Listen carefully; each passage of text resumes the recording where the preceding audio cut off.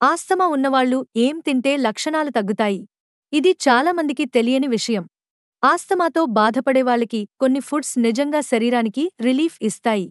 ముఖ్యంగా బ్లూబెర్రీలు, apple, carrot, పాలకూర, నిమ్మరసం లాంటి యాంటీఆక్సిడెంట్స్ ఉన్న ఆహారాలు శ్వాసనాళాల్లో ఇన్ఫ్లమేషన్ని తగ్గిస్తాయి.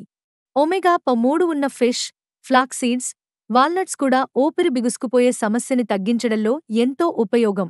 అదే సమయంలో కొన్ని ఫుడ్స్ మాత్రం తప్పక దూరంగా పెట్టాలి.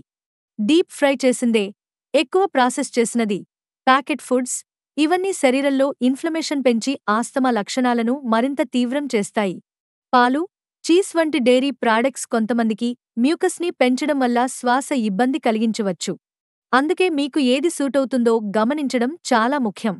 సరైన ఆహారం, శుభ్రమైన గాలి మరియు డాక్టర్ సూచించిన ఇన్హేలర్ రెగ్యులర్గా వాడడం, ఇవన్నీ కలిసి ఆస్తమాని మంచి కంట్రోల్లో ఉంచుతాయి. ఆరోగ్యంగా ఉండండి, జాగ్రత్తగా ఉండండి. ఇలాంటి మరెన్నో ఆసక్తికరమైన సమాచారం కోసం మా ఛానల్ను సబ్స్క్రైబ్ చేసుకోండి.